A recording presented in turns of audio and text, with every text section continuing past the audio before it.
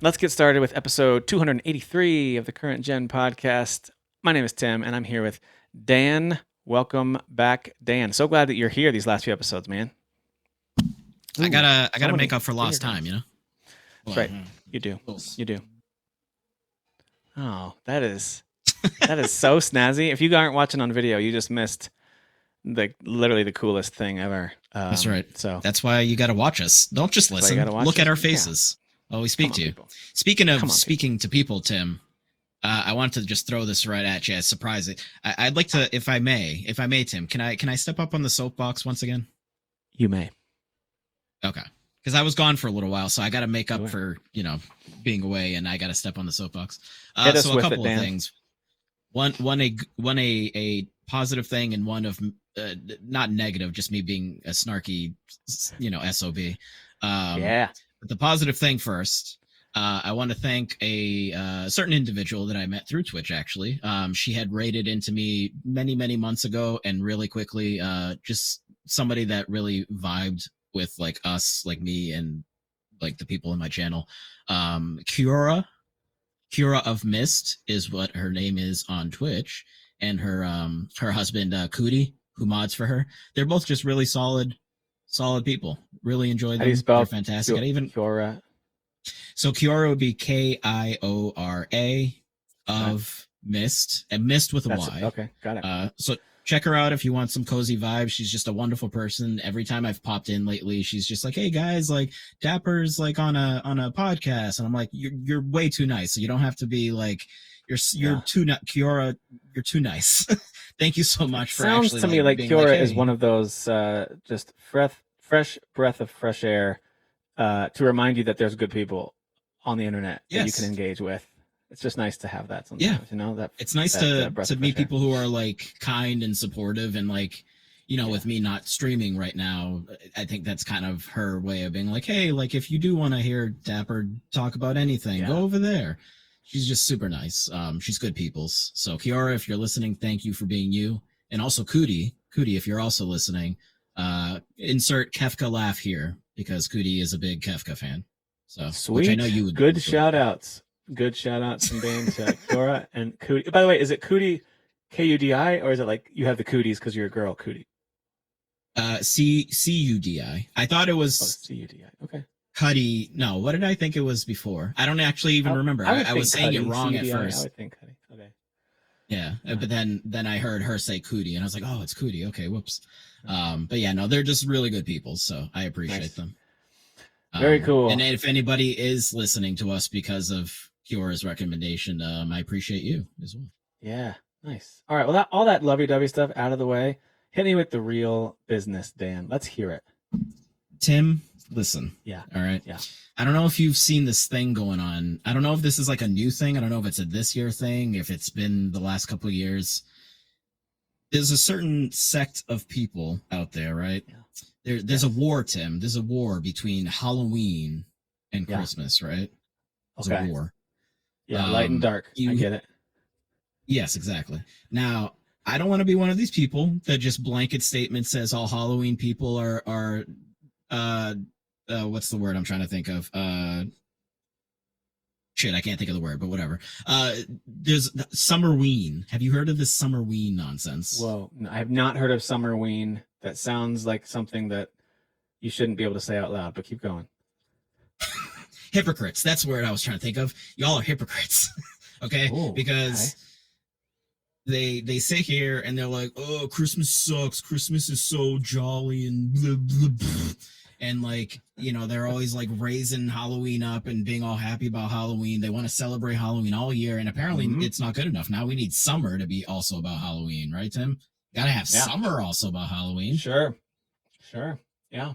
But you say Christmas in July and they want to put a bullet in your skull. So, like, what's the deal here? What's the deal, Tim?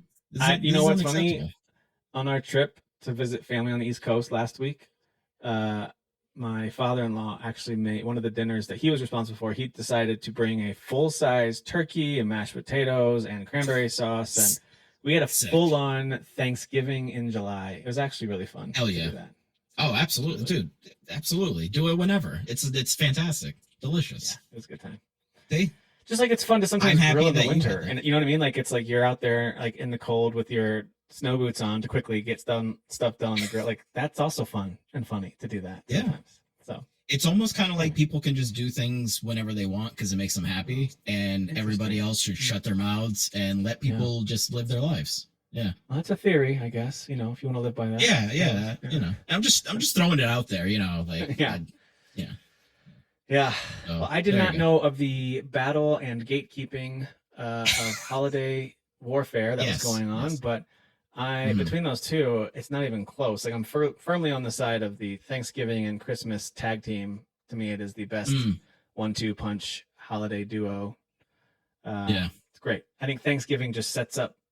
Thanksgiving is like the setter in volleyball, and then Christmas right, just comes in right, and spikes it. You know, it's just perfect. And hey, New right. Year's isn't bad. It's kind of a fun way to kind of like, all right, it's all wrapping up now, but it's a little sad too because you know it's coming to an end. So New Year's, I'm not Yes. leaving you out, but also like, thanks for giving us one more day, kind of. You know what I mean? That's all you're really doing for us. You're giving us one more holiday It's just more before of we like a forget. day to be like, I'm gonna do a thing next year, and then nobody does it. Nobody does it No one then. does it. That's right. It's more just like, what else can I return that I got for Christmas? That's kind of what it is, right? Sure, So, sure. um, yeah. Okay. Well, there you go. Current holidays corner with Dan. We'll get back to that one next time. We'll see how Labor Day is doing. Well, next week is the Labor Day episode. So, I um, mean, he might cancel that one too, Tim. Where they're taking Veterans Day away from us, so yeah. it's Who needs all too these many days? holidays, Yeah. right? Yeah. Yeah. Yeah. Absolutely. Oh my gosh. Yeah. Who wants to pause and celebrate anything or anyone? Okay. Well, there's not really an official video game day yet, although I will immediately support whatever candidate of whatever party uses that as their platform. I will immediately support them because I think we do need Absolutely. a national video games day where God, everyone could is you allowed to imagine take like a one COD bro? PTO day to work. Yeah, COD bro. Could you imagine like a COD bro running for president? Yeah. I mean, if they pushed for that kind of holiday, it'd be hard for me not to support them, you know? Like Sure, everything else they sure. stand for, I just hate, but I'm like, yeah, but video game day, you know? But they have like 137 platinum trophies, so Yeah. Yeah, So I respect that, you know? Oh my gosh. yeah, yeah, yeah. Oh man. Well, Dan, I don't know if you knew this, but there was this week there was a cozy life sim that dropped, and for the first time in a while, since we've talked about all these different cozy life sims that have come out, this one seems to have fallen quite a bit short of expectations and Yeah, excitement apparently. levels. The Tales of the Shire, Lord of the Rings game. I don't think people are liking it so much. I'll put the kind of the launch trailer on the background here while we're talking about it, but I like the concept, the idea of running your own little village in the Shire and farming and Yeah, whatever, getting married, all the different things.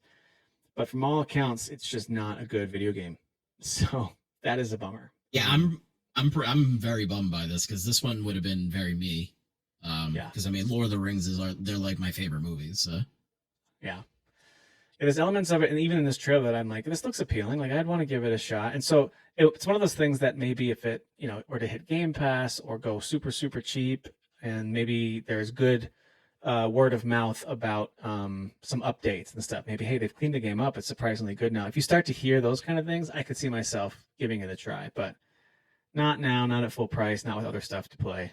So yeah. sounds like the reviews on I this one mean, are pretty I don't rough. even actually know what's wrong with it. I haven't read any of the reviews. I'm just seeing scores, but I don't like to base my opinion on just a number. So, um, I've Yeah, seen a couple of streamers playing it and they enjoyed it. So, I mean, yeah. I don't know, but Well, I yeah, I'm think it curious depends what it on is. what platform you're on too. I think in some cases it is performance, like it just looks and runs pretty poorly. Okay, that can Ooh, be my fixed music's though. coming on. On Steam, the reviews aren't horrible. They're in the 70s. That's actually pretty solid.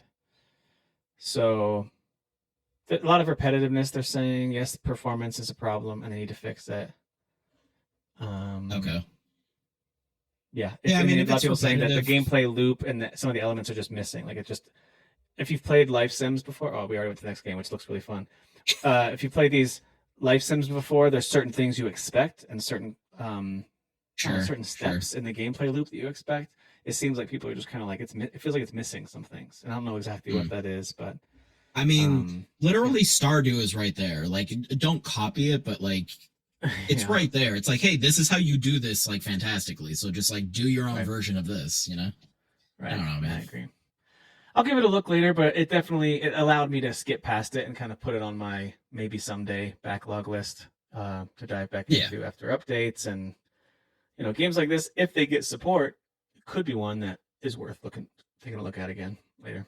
But not right now. But this one I thought looked fun. It reminded me of like Joe and Mac and stuff like that. It's called Primal Planet, and it's got this cool pixelated side-scrolling art style where you're exploring, and I believe it's mostly adventure. Ooh. I don't think it's survival. Let me see. Yes, but it says you can craft and upgrade. That way. Yeah, there's like crafting and upgrading and stuff like that to do. Yeah, I just kind of like the aesthetic of it, of course, because we're old school guys, and sometimes we like the throwback styles, Plus dinosaurs. I mean, I love dinosaurs. Yeah, this setting doesn't get a whole lot of games, so that part's fun too. So yeah, I think this one looks fun. It's called Primal Planet. It is, I think, out on everything. No, it's just on Steam for right now. So give that one and on PC right now. So give that one a look. Primal Planet. All right. Yeah, that looks right. Also out. First time I heard of it. Also out this week, if you are a fan of like Vampire Survivors type games, you've got this Achilles one that's out now called Achilles Survivor. Let me see what this is at. It was a pretty decent user reviews when I had checked before, but let me see if it's still maintaining that. Yeah, it's right around 80% positive reviews from users. All right. Not too shabby. I don't mind these kind of games sometimes. I do get tired of them after a while, but I do really like. Of course, I love Vampire Survivors. There was a cool Renfield one. There's been some really fun ones that have come out. Halls of Torment was awesome. This old PS1 style one. So this one looks cool. It's on my wish list for when it goes on a steeper sale. It's not that expensive. This is definitely the like aesthetically the fanciest, nicest looking type of this game I've seen. Yeah, and I like that it's in that kind of mythological setting too. That setting's pretty fun. So yeah. So Achilles Survivor is out now on PlayStation, Steam, Xbox. So you can go check that out. I'm going to guess that AI played a part in creating this thumbnail, but I could be wrong. Who knows? Probably. Probably. I have been looking for that because now games have to put it on Steam. They have to say, and theirs doesn't say it, so maybe they don't. Like a disclaimer. It has to. Yeah, you have to acknowledge that you used AI. Me and Kyle were talking about this. Maybe were you part of that too? You were in that conversation, right? Or maybe I can't remember. Yeah. Anyway, or I forget. Okay, but anyway, I know that they're required to, but a lot of them still don't. So I don't know if there's ever going to be like, hey, you're going to get suspended from selling your content on the platform. I don't know how that's going to work in the future, but I do like the idea, generally speaking, of companies revealing that so we can at least know it. It's not going to make me not play it, especially if it's like, hey, like one of the games I was looking at recently, it said we used AI for some of the voice acting generation. After we licensed the voice actors' voices, they got paid, and then we used some AI to fill in the gaps to complete some of the dialogue. So I'm like, all right, if that's true, I could be lying, but part of me is like, that wouldn't make me not buy a game, but some of it would. But being like straightforward about it, like up front, I think is important for stuff like that. Because I mean, some people legitimately don't want to touch anything AI related. So yeah, it's going to take a long time for some people to adapt, and some never will. So that's okay. To each their own. A World of Keflings is out now. This old Xbox 360 gem. I think there was Kingdom for Keflings, and then now there's a World of Keflings. Oh wait, did it pause? Hang on. There we go. Did it start moving again? Looks like it's paused because the little start. There. Yeah, there you go. Okay. So A World of Keflings, it's just this really fun little cozy city builder. There's really nothing crazy about it. You upgrade blueprints. You on the Xbox 360, we had our little avatars. It was their version of the Mii's, and so you are kind of like this, almost like this benevolent god in these little Kefling worlds, and you're carrying things around like these giant stacks of wood or stone or whatever, and you're helping them build their buildings and upgrade things. And it's fun. It's silly, but it's fun. Yeah, I like it. Definitely has a dated look to it, but I still like it. So So I like the Kiflin games. I always thought those were fun. All right. Also out this week is this game called Day of the Shell, which I just thought the style of it looked cool. Thought it was worth highlighting. Plus, it's on PlayStation, Dan. Ooh. So there you go. Then it's automatically amazing. So, yeah. But it's tactical, though, Dan. So that part. Ooh. Yeah. And tell me where I can and can't walk and so on and so forth. I have to walk in a grid. So yeah, Ridiculous. there's definitely it's definitely turn-based tactical RPG, but I like the style of it a lot. I thought it looked really fun. Yeah. The roguelite element, I don't know. I played a few roguelite tactical games, like Into the Breach to me is one of the best ones. So could be fun. But I thought I'd highlight this one, Day of the Shell. Yeah, I like the look of it. Yeah, it's not bad. It is on, I believe it's just on PC, but you guys have to take a look. If you're interested in that one, go see if it's on other consoles. Same with this one called Sky the Scraper. This one, Yeah. This one's got a cool look to it, and I'm pretty sure it's mostly like spelunking style stuff. Look like you're cleaning. Yeah, you're one of the guys on the side of a skyscraper, just cleaning. It's the power washer demake I've always wanted. You know what I mean? Sure. Yeah. So there's an element of this that does look fun, and the name of it is so funny, Sky the Scraper. I have no idea. That is a silly name. Yeah, but yeah, you upgrade your skills, and then you go clean the buildings. I guess clean the skyscrapers and make some monies. So I do want to give this one a try. I do like that it's like pixelated. Look. Yeah, the design on it, and it looks very fast paced, as you can see here, almost arcadey with some of the combos you're doing. So yeah, that one is out. It's a little anime. That's pretty cool. Yeah. Sky the Scraper. I'm actually going to look real quick to see how much is this one. How much do you predict? $10. 10 or 15. Where did it go? Sky. I do like that. That is an interesting idea. Good guess, dude. It is $10.79 right now. It's normally $12 full price. So there you go. You had your finger on the pulse of the economy right there. Good for you. No games. There's a demo on Steam. I'm going to download that. I'm going to download that demo, actually. It looks fun. Nice. All right. So we've got that one.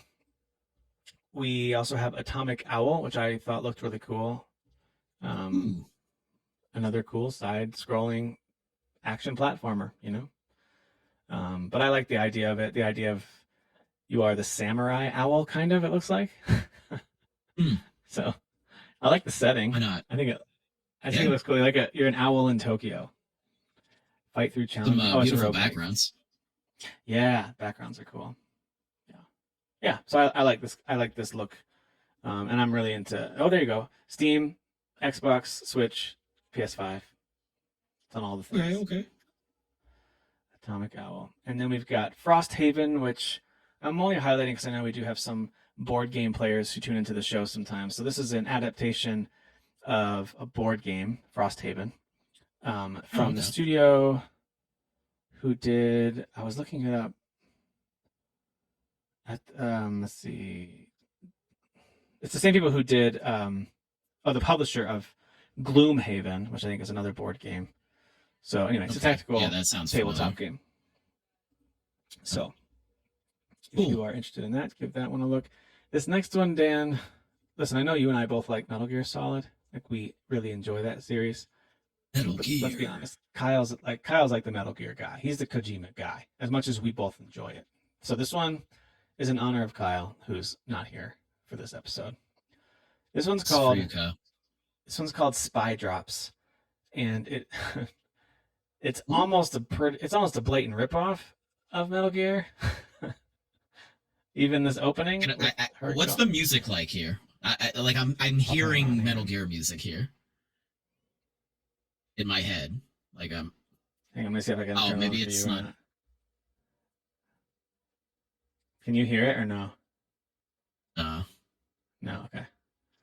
It's very Super Nintendo, PS1. Okay. Yeah. Yep. They're just driving out of the plane.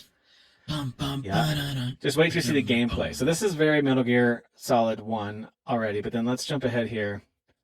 Action. Look at this. I Dude. mean, What? Yeah, I mean, this is clearly an homage to Metal Gear. yes. Like, But it says random mission looks generation. fantastic. You're a girl character. You get different weapons and gadgets. Obviously, it is very much inspired by an homage to, maybe you could call it a ripoff of Metal Gear, but it's the throwback style. It's like PS1 style Right. graphics and perspective. I don't know. I I'm want to. intrigued by I want stuff it. like this. I want to see more games like this. Like we've had the 8-bit, the 16-bit stuff. Yeah, Give us some 64 and like PS1 era like new games. Like yeah, explore those art styles, Like cuz this looks yeah. cool as hell. I agree. And it has like random mission generation. It also has abilities that you upgrade. So there's different elements that Metal Gear never that was never really part of the Metal Gear, not never, but it wasn't always part of the DNA of what made those games. I don't think of like upgrades necessarily. I think of gadgets and things like that. But this seems to be Yeah, adding dude. What was some that? different things to make it a little more unique. Yeah, it looks wacky. So, I need to play this. Like this looks yeah. awesome. Spy Drops is not the best. Oh, it's only on Switch and Steam. Oh, come on, you're killing me. Yeah, so you have a Yeah, Switch Spy too. Drops is not a Okay. great name. Well, that's true, but I need my trophies, Tim. I need my trophies. Um, That's true. yeah, they could have given it a better name, but still, that looks really rad. Yeah, I thought that one looked cool. I don't Like that. see I only see one review on Metacritic for it, and it's a 30 out of 100. So, Oof. yeah, I Maybe it don't just know. I looks don't know. cool and it's not good. Maybe. The summary of the review says that it desperately wants to be an authentic homage to Metal Gear Solid, but it fails in almost every aspect. That's a Okay. pretty rough one. That's pretty rough. Yeah, it's pretty harsh. I mean, we get it. They can't be exactly like Kojima, but Yeah. I'm still curious about it. If there's a demo, I would definitely give it a try just because of, yeah, like you said, there's a uniqueness to this style, this PS1 style that we don't really get. Like it's kind of like when that Agent 64 game, which I'm not sure if it'll ever come out, but when they started talking about that and developing it and put out a demo for it, it got a lot of people interested because it was an old N64 first-person shooter that a lot of yeah. us have really fond memories of. So, um, anyway, oh, I got someone revving their engine out in my street here. Anyway, They all right, we're Fast gonna and keep moving Furious thing, despite the Fast and the Furious that's happening. Can you hear the that? Tokyo drifting. I You can mean, a hear it in the little bit, background. but yeah, it's not like super. Like a He's just very backing little up bit. into his driveway. Why is he revving so much? Oh, Because he's gotta compensate for his tiny wiener, Tim. Like oh, that's that's what what he's it doing. is. He's compensating for his Got tiny it. wiener. So Got you it. know, Okay, yeah, the old yeah. reverse rev to compensate. Got it. Yes. Yeah, you're probably right. You're probably right. But this one is on Switch and Steam, and then the last one called Rusty Rangers. I just thought it looked kind of cute. Another little side scrolling, but this time it's a shooter. Kind of reminds me of some old PC games I used to play that I still don't remember the names of, but I remember playing with like my cousins or whatever. Yeah. There were a lot of these kind of games back in the day, but so yeah, Rusty Rangers looks pretty fun. Also has a little bit of a Steam World dig vibe to some of the art style. I like that So there's different like characters, so they obviously play differently and do different things. yeah, those kind of things are fun. So those are the main games that are out. The one that I wanted to mainly talk about though, that's out this week, and I just got to pull it up because I forgot to get a good video of it, is Ninja Gaiden Ragebound. Have you played this at all yet? No, no, not yet. By the way, I'll that is definitely the get right to way it to pronounce eventually it, because it right? looks sick. Ninja Gaiden Ragebound is the correct way. Like, isn't it Gaiden? Yeah, Because I when I believe was a it's kid growing Gaiden. up, Yeah, I used to always say Gaiden. And I wasn't trying to be Ninja mean Gaiden. about it. I just thought that's how you pronounced it, you know? Yeah, I'm like very positive that it's definitely Gaiden, Ninja Gaiden. I think you're totally right. Um, but okay, I'll pull up a little review video of it while I talk about it a little bit. This is the Gaming Bolt review that we'll have on in the background. Okay, so I fired this game up when it first launched this past week. I played it for an hour and a half. I was like, man, this game is super fun. I loved this kind of the 90s throwback feel, even with the storyline of like the, well, I won't even say exactly what happens, but very 90s the way that you've got a character at the Mm. beginning that's not your main character, and then you switch over. Okay. Ryu is not, as you can even see here, if you've seen any of the trailers, Ryu is not the main one you're controlling. I'm sorry, Ryu. So yeah, the game has a really unique feel to it because it feels old school, but at the same time, it feels very modern. Once you start upgrading and getting special move sets and the ability to, you can kind of do this extra flip in the air instead of a double jump. Mm. You spin with your sword, and you can use it one time per jump. You see them do it right there. You can kind of double jump off enemies, off projectiles, off items. Okay. So when you start doing that, you can start juggling yourself in the air a bit, make it across maybe chasms you couldn't make it across before, or maybe stay out of harm's way. Maybe if you're in a boss fight, which are super epic, by the way, the boss fights are awesome, using their projectiles to stay above the fray if they kind of dash at you along the floor. So like there's lots of really good uses for it. But it reminds me of Shovel Knight. Like Shovel Knight when you're bouncing off of things to kind of like get a little extra elevation or to, so as an attack too. And what was it that Shovel Knight, wasn't it off of one of the old DuckTales games? They kind of got the idea of the cane. Yeah. Scrooge had his cane and he'd bounce off. Yeah, exactly. Yeah. Dude, I love Shovel Knight. So yeah, there's an element of that too, but it's very precise. There's some really cool, precise platforming elements to it as well that as I was playing, I was like, I think Dan would like some of the platformy stuff. But the combat can get real tough. As you can see, it's very visceral and violent, but it can get tough. You get a lot of enemies on the screen attacking all at once. You get these power-up attacks. Certain enemies you'll see that are glowing. That'll give you a one-time like super attack that can kill big enemies in one hit or big obstacles in one hit as long as you're still glowing. But the glow only lasts like 3 or 4 seconds. So you either have to sacrifice some of your health to power up or kill one of those flashing enemies and quickly kill the next enemy with it to be able to use it. So there's some really cool gameplay mechanics they've added in with the power-ups. And then also, without giving anything away, if you decide to play it, there is a, let's just say an otherworldly element to it that gives you a whole new set of abilities as well. And a lot of them are ranged type abilities. And then it becomes blue versus this purple color or kind of pinkish color. And so sometimes your powerful moves can only be activated if you hit with your kunai that you're throwing or with your sword that you're swinging. So you kind of have to keep an eye on the color that's flashing as well while you're fighting. There's all these really cool, pretty complex mechanics. But and I know it might sound complex, but it's not overly so. Like they really introduce it at a good rate and they make it really fun. They make it pretty easy. They take you through these little training dojos as soon as you get like a major new thing. So far I've seen 2. And it really does a good job of teaching you how to do this stuff. And you feel pretty powerful as you're going through, just slicing through everything. It feels really good. So yeah, it's like aesthetically it feels old school, but then like you're saying mechanically, because there was another game that I played recently that was like a remake or something of a classic ninja type game, and like mechanically, there's like it was pretty in depth. Like there was things that I like were forgetting, like how do I do that again? Because there was actually so many things that it would let you do. Yep. You'd forget how to do it. Yeah, so I am absolutely enamored with this game. Like I'm not kidding. Like there are times when I'll play a little indie style game or a little side scroller and we talk about it all the time. Like, oh, this was really fun. How cool! What a fun throwback. This is legitimately in a crazy year.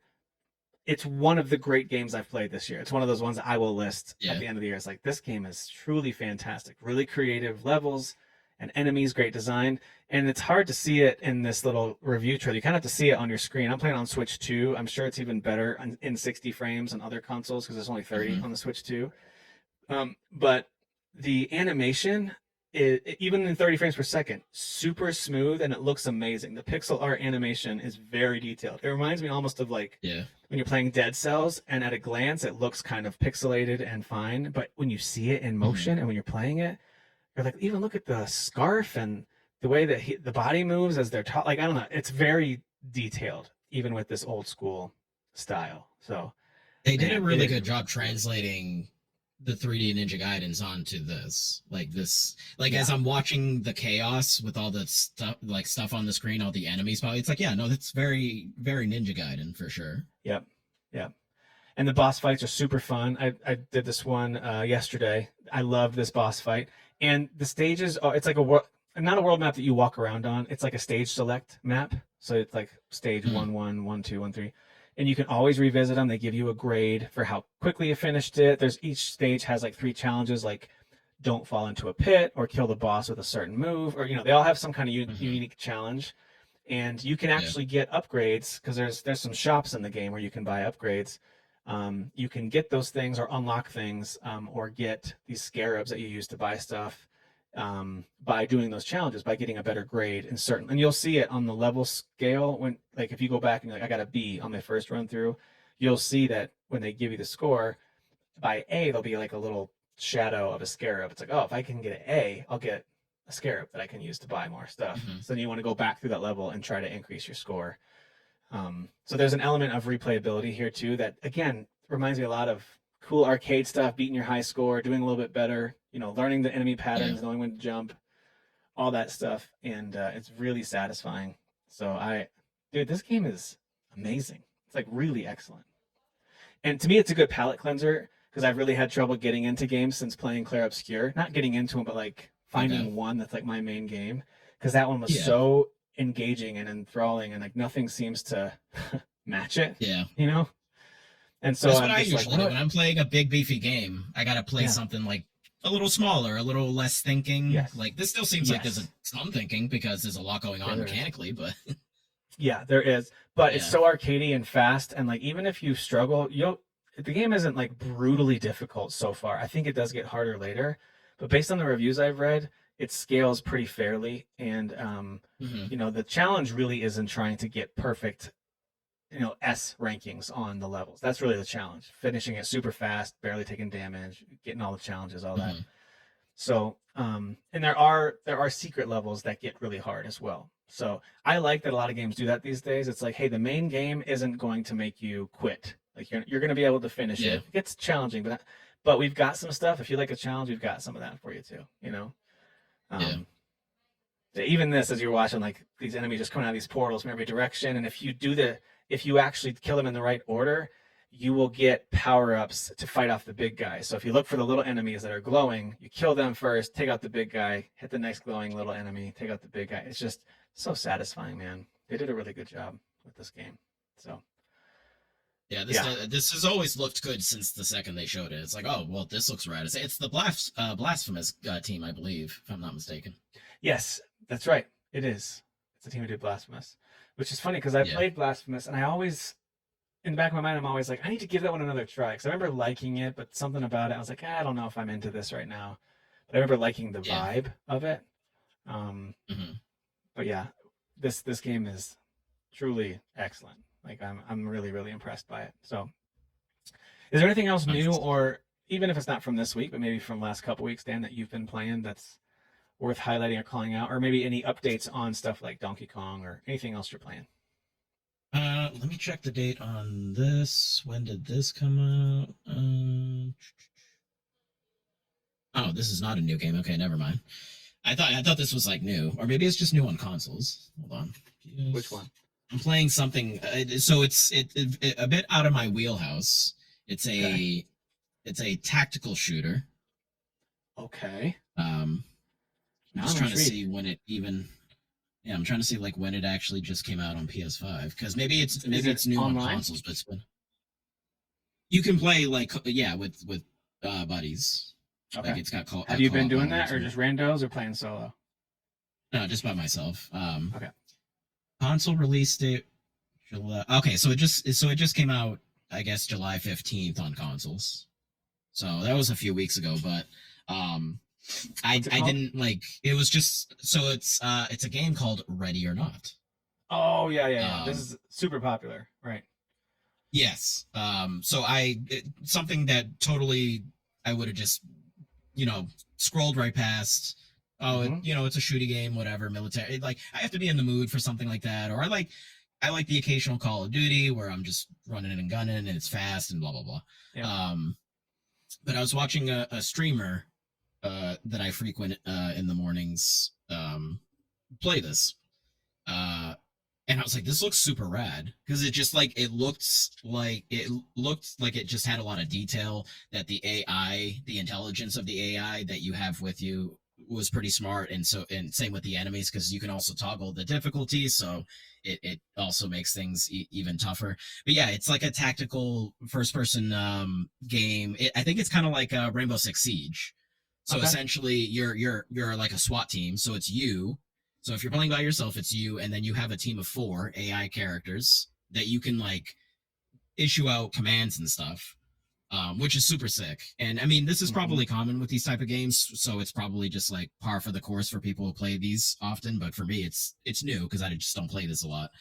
But yeah, it's just really detailed. Like in the tutorial, it like breaks everything down really well. So like if you have a situation, for example, where you have like 2 doors in front of you, and you're like, all right, well, I want to like have us go through both of these doors at the same time.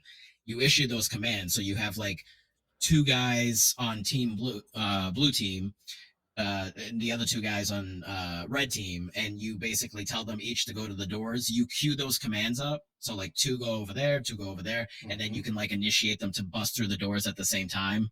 That's cool. And they could just like bust through with their guns. They bust through, throw a flashbang.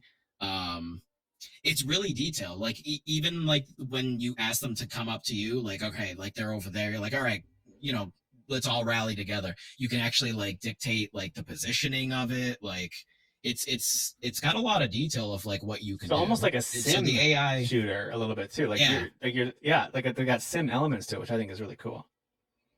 Yeah, it's very real. Like you not gonna take many shots and you die. So Right. um Right. but yeah, so you have a lot of these missions. I've only myself done the first 2. I watched him play up to like the third or fourth one. But yeah, it's like even just the very first like main mission there, it's almost like a diner, I think, and like even the environmental storytelling is kind of interesting because like like one of your guys will comment about like, oh, the dog, like the poor dog. Like there was a guy that clearly was at the diner that I think was like maybe an off-duty cop or something, but they killed him, and then you see like the dog next to him also like dead, which is a Dang. super bummer. Yeah. So there's a little bit of like that going Yeah, on. but what a cool is the wrong word, but what an interesting touch to give it this realism and kind of heaviness to what's, you know what I mean? Yeah. It just makes it feel less arcadey and Yeah. fake. Yeah. Yeah, because That's there's interesting. civilians in the building, so you can't just be like trigger happy. You got to be careful because you could take a corner and it could just be a civilian that like takes the corner. It's like, oh shit, like so Yeah. like you ask them to put their hands up, and then like they basically use the zip tie handcuffs. Like you do that even with the civilians because I guess the Okay. whole thing is like maybe it's a bad guy pretending to be a civilian, so they zip tie them Dude, just in yeah. case. Yeah. Yeah. So That's it's so yeah, cool. it's pretty cool. Yeah. I actually have not watched anything about Um, this game. I just keep seeing it being talked about. I keep seeing it pop up. People are playing it a lot, streaming it a lot, just talking about it. I know there's some yeah. negativity from some hardcore fans with the launch. I guess there was some people upset with some of the updates, whatever. Generally speaking, though, Okay. at its core, I know just everything that you're saying. People are really liking the concept and the execution for the most Yeah. part. But yeah, that's really cool. I Yeah. like that. It's really cool. It's a lot of detail going on there, and it's yeah, it's just a different kind of thing. It's just not something that I normally play, and I was like, this actually looks really cool. Like it just looks interesting. So Yeah, cool. Yeah, that one looks really interesting. I just added it to my wish list because it's $50. it, But I'm yeah, still it curious was about it. pricey, a little pricey, but But I don't know. I think part it's of me pretty also cool. likes that. If it were free to play, I'd be like, I probably won't ever play this. But the fact that it costs money, I'm like, Sure. maybe I'll get it. Isn't that weird? Yeah. My psychology's all messed up by free to play games. It's Hey, but really on messed me Steam, up. games go on sale very often, so maybe it'll go on They do. some kind of small sale. So Yeah. Yeah, agreed. Nice. Yeah, I've put a little bit more time, speaking of other new games, into Donkey Kong Bonanza, but not a ton. You know, it's been a pretty busy mhm. work week. When you come back from a vacation week, you usually need like extra 2-3 hours per day that whole next week. It seems like just to catch up on things, and we just had a busy week at work, so I didn't have a lot of time to play through that. And by the time I did game, Ninja Gaiden Ragebound was out, which I'll say it again, that game is awesome. So highly recommend Mhm. that one. Um, oh, by the way, Steam, now that I've looked at Ready or Not, wants me to look at Body Cam. You remember when that game was like a big deal? It looked like ultra realistic, Yeah, like cop thing. And super it came realistic. out Yeah. in early access, but then I guess it went real quiet. I don't know if they just they got their money and they're out and they bounced. I don't know. It's still in early access technically. Or maybe they're just hard at work. Maybe they're just hard at work. Yeah, hard at work probably. Yeah. Okay, so I haven't played a lot more of Donkey Kong Bonanza, but one quick update on other things, and we can do any other things you're watching or playing now too, and we'll shift over to Nintendo Direct and other headlines to wrap up. But my daughter finished Clair Obscur Expedition 33, so now myself and two of my kids have each finished it. And to be fair, I did kind of coach her, not coach, but like I think I wasn't trying to convince her to pick a certain choice at the end. But I did try to. Oh, sure. I was like, let me just explain, in case you missed any of the nuances, like what these choices each mean. And I was trying to be as objective as I could. Like, here's the two different perspectives that you're kind of looking between. And she picked the one that I think is the correct one, the one that I picked. My other kiddo had picked the other one. And so, so anyway, they both got to see both endings, and it is very emotional. Like, it doesn't matter if take the video game piece out of it. It's a very heavy game. As a cinematic storytelling game, and she's a big book reader. She's like, I feel like I just finished one of the best book series, and that's a big compliment because she reads tons of book series. And for her to say a video game story took her on the same like journey as a book series did is a major compliment to the storytellers here, because she doesn't really get into long like story driven games that take like 40 hours to beat. That's not really her thing, so yeah, she really liked it, and we were just gushing about the music too and all that stuff. So anyway, that was fun to kind of re-experience that with her a little bit. And there is this segment awesome. There's a segment there at the end before your whole team has its final kind of 2-phase boss fight, and there's other things that happen after it, but before that major kind of 2-phase boss fight, you can make an argument that cutscene and the music that builds into the actual fight screen, that alone, I've seen people post this too, like that is like Game of the Year worthy stuff, all but like 60-second clip of the music build up going into that moment is just so cool. So every time I see it, it never gets old. But that was fun to watch her wrap that game up. So really love that one. Now that's why I love RPGs, especially. I know. My son's in that same kind of, now he's in that game hole. You get in a show hole when you finish binging a show, and then when you finish a big game, you get in that game hole. So he's like, I'm not sure what I should play next. And so I'm going through the Switch library that he can borrow any of those games from my Switch library. And there's a lot of good ones. Everything from Xenoblade 2 and 3 to that. Now I got Suikoden 1 and 2. I've got Final Fantasy X and X2 remastered. I told him, hey, there's a lot of inspiration from Final Fantasy X in this game. Like, it's not the same. Don't expect it to be the same, but like, you'll recognize, I think, some of the things that they did from games like this and other games.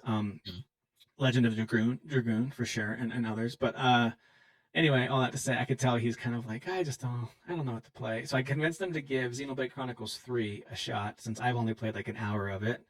And if he starts playing it and loves it, that might get me to be like, I gotta go play that too, So anyway, he's gonna give that one a try. But you can just tell he's like, I don't know, it's kind of cool, I guess. I'm like, don't expect it to be the same as the French make you cry game. It's different. It's a Japanese make you cry game, but anyway. I know that feeling all too well. I remember. I feel like it happens much less now because I've just played so many games in my life. Me too. Yeah. But man, like when I first started playing, Final Fantasy 7, 8, and 9, and 10. Yeah. And you finish those games, you're just like, what is life? What do I even do now? Is life? Like, right. Like, what am I even supposed to do now? Like, it's just they're so excellent, Very true. I did tell him that if he was up for like a totally different look and feel, that I do think he would like the Suikoden games, because he loves the idea of like recruiting characters. He enjoys Fire Emblem. He was playing some Three Houses a little bit, because I don't think he ever finished Three Houses. But I told him, hey, in Suikoden, both those games you can recruit like 108 characters, and he's a pretty introverted kid. He's not super expressive, and he's like, 108 characters? I was like, yeah, dude. So yeah. So anyway, although I'll throw this out though, does he not mind the old school RPGs where you have to read all the dialogue? He's a very, very fast reader, and I even told him, I was watching him play something once, and I was like, dude, are you reading all this? And he's like, yeah. I was like, what'd they just say? And he told me what they said. I was like, all right, You're just faster reader than me, I guess. Well, because the only reason I'm asking is like sometimes these kids they just don't like the old games because they're like, oh, I have to read all the stuff, whatever. Kids, So I was right. gonna These kids say, and Derek. That's who it is. It's these kids and Derek. That's their problem. I was gonna say maybe Ayuden Chronicle could be more his speed, but it sounds like he's super Good into call. it. So Yeah. I will mention that one to him as well. Honestly, I've got both. that one. Yeah. And there's others too that I was like, hey, I never played the Banner Saga. I was just showing him all my story-based kind of RPGs that are on my system that either I haven't finished or I've always wanted to get into the Banner Saga games. I have all three because they were on super steep sale at one point as a bundle. And I was like, hey, I want to play these, but I never did. They are hard. Are they hard? Okay. I played the first one. Like I think I did maybe the first hour or two. I did like maybe like 2-3 fights, and I was like, this is brutal. Like goddamn. This is brutal.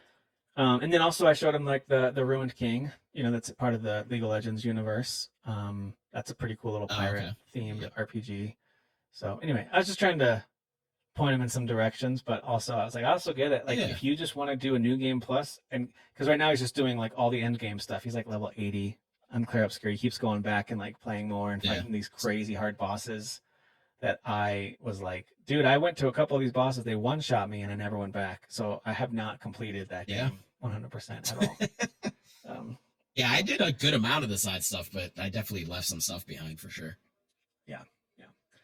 What a good game. So other than that, our families we're enjoying we really only have about a week and a half left of summer before a couple of the kids start going back to school, and then another 3 days after that, some of the older kids go back to school. So we're getting to the end of summer break here. So we're all just enjoying watching Survivor. Tonight was taco salad and they're actually watching an episode right now. So nice. Just kind of enjoying family summertime a little bit, but so it's been real good. What about you? Anything else you're playing or watching that you want to shout out? I'm still working on Fantasian. Dude, Fantasian is a long game. Like, wait, you're still playing that game? It's actually insane. Yeah, but I've also, because I played a little bit of Donkey Kong, and then I've played a couple missions of Ready or Not, but it's not like because you would think like, oh well, this was on Apple Arcade, so maybe it's just tailored for like the mobile experience, the like handheld experience. Maybe it's a little shorter. It's like, no, it's a full-fledged RPG. And there's like plenty of side stuff to do. And it's like I mentioned last time, like the boss fights are freaking tough. And you want to be like leveled up. You can't just like breeze through the game and not like really, like you do have to do some level grinding and like find some good equipment, and like there's these little gems that you can equip, ones that will nullify, like petrify, for example, which is a pretty common RPG thing, but like very helpful in this game to like find as many as you can so you can make sure your whole party isn't, because like there are so many boss fights where they just do some cheap shit, and like having stuff like that just really helps, because it's like, oh well, that's one less thing I have to worry about. I mean, I'm pretty sure I'm at Clear Obscure, but it's true there too with Blight or with Charm, like that Serene boss fight with Charm. I tried it once and I was like, she just demolished me. She charmed everyone and we ended up killing our own party members. And I was like, okay, what do I have to do differently? So I found the anti-charm thing, leveled it up, put it on everybody, no problem. Same with anti-blight. But I like sometimes that. That feels like old school RPG, like you just said. It's like, here's a new obstacle we got to go overcome. We happen to have an item in the same area that will help you overcome that thing. Like, and I don't mind that. I kind of like that feeling. Yeah. I mean, it feels extra good, like when you already have those things, but like sometimes you have to go out of your way and like look for them. If you're like, oh, well, I don't have that. Where do I go to get that? Right. But yeah, I'm pretty sure I'm in like the last couple hours of the game. So I should probably have it finished by the next time we record, but I'm also going to be playing, cause we're doing the Airbnb. So I got Death Stranding 2, so I have it. So I have that now. I'm going to play that on the big projection screen. I'm going to play the Donkey Kong Bonanza on there. So this is the same place you guys have gone before, right? That's got the little theater room place. So we've been to two different ones, but this is the one that we just went to in March for Renee's birthday. Yeah, So yeah, okay. Yeah. yeah. Cool. It's just with all this stress and nonsense lately, it just Yeah. I think it'll be nice to just go somewhere and just like not be thinking about anything over here. So I mean, it's only for like 3 days, but you know. Yeah, but hopefully it's a good escape and pause for you guys. That's good. Yeah, Nice. yeah, for sure. All right. Well, I know that next week, well, we'll talk about this to close the show also, but next week we've got the new Mafia game coming out, so we'll be talking about that as well Mm, when it hits. But what's up, dude? mm-hmm. Hey, the dogs are barking a lot. Can you go get them to stop? Dogs are barking. And I don't mean my feet hurt. I just mean our dogs are actually Let the barking. dogs. Yeah, yeah. These dogs are barking. These dogs are barking. Can we take a seat? All right. So there were two showcases this week. I mean, obviously, one is significantly was more anticipated than the other, but I thought they were both worth highlighting some things from. One was the Nintendo Direct. We finally got the announcement. I know that we've all been talking about it a lot, how we really want one. I want to see what's coming next for Switch 2. I want some release dates. And it's not like there's nothing on the horizon for Switch 2. We actually know of some pretty major Nintendo games on the way between the new Hyrule Warriors game and Pokemon and Metroid Prime 4. So, and there's an upgraded version of Kirby: The Forgotten Lands with some new content. So they definitely have some. You could make a pretty good argument that they're set for the rest of this calendar year with a pretty decent lineup Mm, between Donkey Kong, Mario Kart, and those games. It's hard to complain about it. That being said, it'd be nice to have some release dates, especially for some major third-party stuff. So they announced this third-party partner showcase. So in my mind, I'm thinking we're about to hear about release dates for stuff like Elden Ring. Maybe we'll get a surprise announcement for Claire Obscure. I'd absolutely buy that game again. You know what I mean? Like I'm just thinking of like, what else are we gonna see for this thing? And before we get into it, I will say overall, as an overall presentation, I thought it was just okay. But there were some really cool sure. things in there, especially to close it out, which we'll talk about most of our time to chat about this will be about that. But I thought overall it was just okay. And someone actually posted online a comparison between the direct partner showcase from a few years ago. I think it was even the launch year of the Switch One and this one. They did like a direct partner showcase in 2017 as well, and it Mm, was way different. Like the excitement level, the hype, the oh my gosh, that's coming to Switch, that's coming to Nintendo, that's incredible. And so there was definitely a different. There wasn't as much like oh my gosh, I'm so excited for me personally, but for some folks, yeah, probably some excitement. But there's weren't any like knock your socks off surprises until the very end. And thankfully, they were both yeah, great. So that's what made it go from like kind of a not great one to me, it became at least okay, if not good, because the ending I thought was yeah. very strong.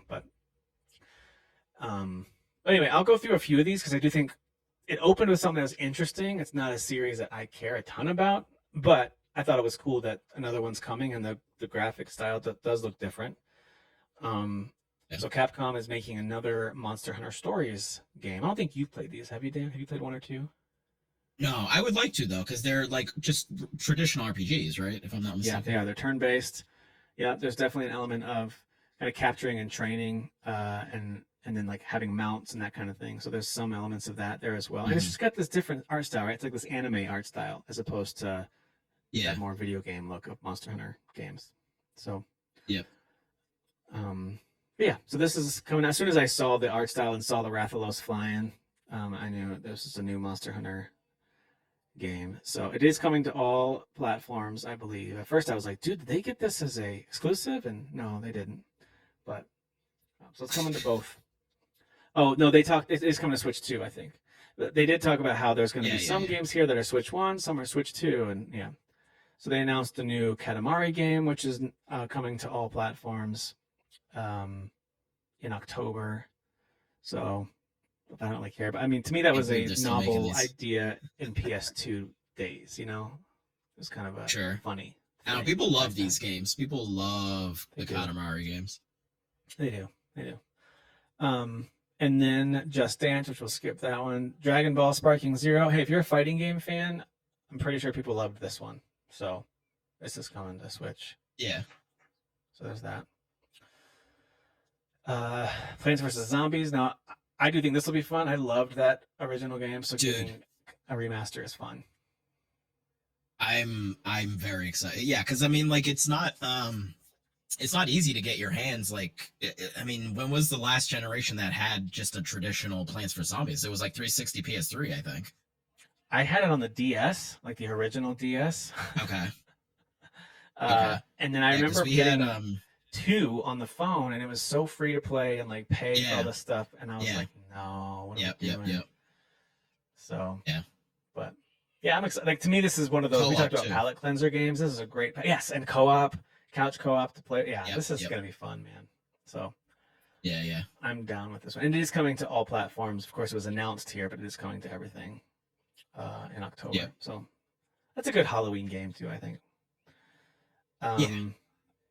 I never played the Pac-Man World games, but Pac-Man World 2 is getting a remake. Yeah. And as I'm playing Yeah. Donkey Kong, I'm of course very open-minded to fun 3D platformers. So if this gets great reviews, I could always see it being something I grab so my kids can play and I can play with them. But generally speaking, it's not really an IP I care about. But it does look fun. Yeah. But yeah, I never played these Pac Worlds or Pac-Man World. Yeah, no, I never played them either. By the way, not to get sidetracked, but the physical digital version conversation has taken on a whole new life with the Nintendo Switch 2 key cards or whatever. Yeah. The key cards, yeah. I don't know, man. I like.